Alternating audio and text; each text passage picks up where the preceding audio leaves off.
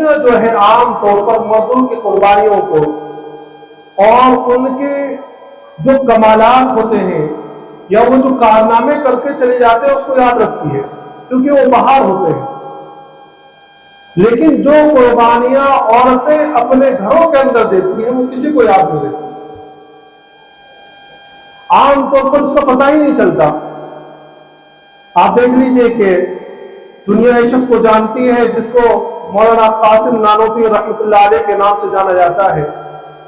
اور دارالعلوم دیوبند کی بنیاد آپ نے رکھی۔ یہ مدرسہ بنانا کا خیال آپ کے ذہن میں آیا، آپ اس کے بانی ہیں۔ آپ کے واقعات میں لکھا ہے کہ جب آپ کی جوانی کا عالم تھا اور آپ کے نکاح کا موقع آیا تو ایک بہت بڑے مالدار گھرانے کا رشتہ آپ کو آیا، تو آپ بارہا منع کرتے کہ میری آگے کی جو زندگی ہے مجھے اس کے بارے میں پتہ نہیں، اور میرے دل کے جذبات جو ہے مجھے یہ تک پتہ نہیں کہ آئندہ کی زندگی میں مجھے دن میں کھانا ملے گا نہیں ملے گا، کبھی کتنے دنوں تک فاقہ رہے گا۔ آپ کسی مالدار کے گھرانے کی لڑکی لا کر اس کی زندگی برباد مت کیجیے، میرے زندگی کا مقصد کچھ اور ہی ہے، میرے دل کی طرف اس کی کیفیت کچھ اور ہی ہے۔ لیکن وہاں لڑکی کے والد بہت بڑے رئیس تھے،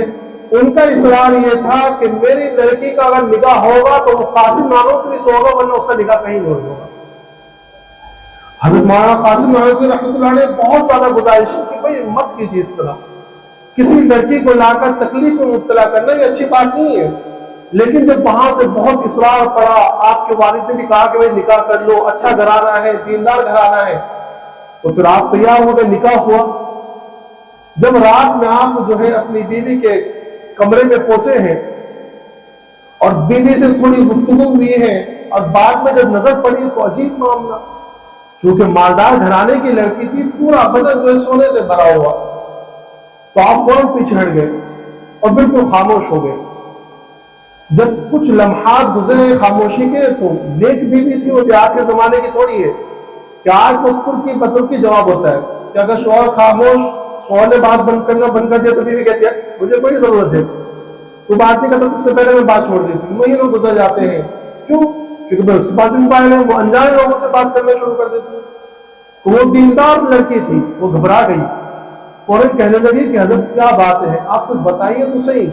مجھ سے کیا غلطی ہو گئی، آپ کی شان میں کیا گستاخی ہو گئی، کچھ بتائیے۔ تو مولانا قاسم نانوتوی رحمۃ اللہ نے کہا کہ بات یہ نہیں ہے، تم سے کچھ غلطی نہیں ہوئی ہے، لیکن بات یہ ہے کہ میں نے پہلے ہی کہا تھا کہ تمہارے اور میرے مزاج جو ہے الگ ہے۔ آج جو میرے دل کی طرف اور میرے دل کی کیفیت بڑی عجیب ہے، اور میں جب بھی کھانا کھانے کے لیے بیٹھتا ہوں تو مجھے وہ لوگ یاد آ جاتے ہیں کہ جن کو کھانا میسر نہیں ہے،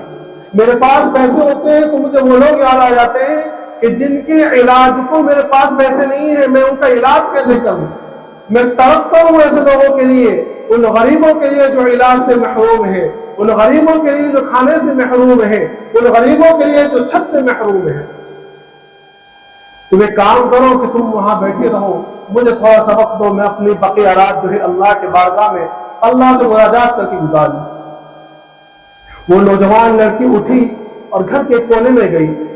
اور وہاں جا کر اپنے پورے زیورات اس نے اتارے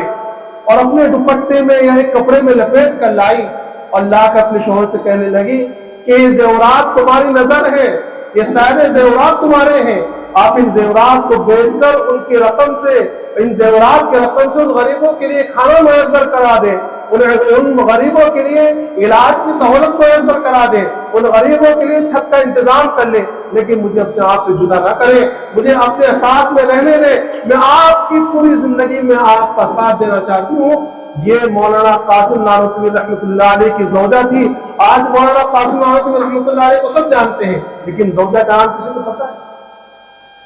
لیکن جہاں مولانا قاسم نانوتوی رحمۃ اللہ علیہ کی سحرگاہی اور آپ کی محنت اور آپ کا جذب جہاد، آپ کا جذب تعلیم، یہ ساری چیزیں ہیں، وہاں حقیقت میں ساتھ میں آپ کی بیوی کی رفاقت اور آپ کا تعاون بھی ہے۔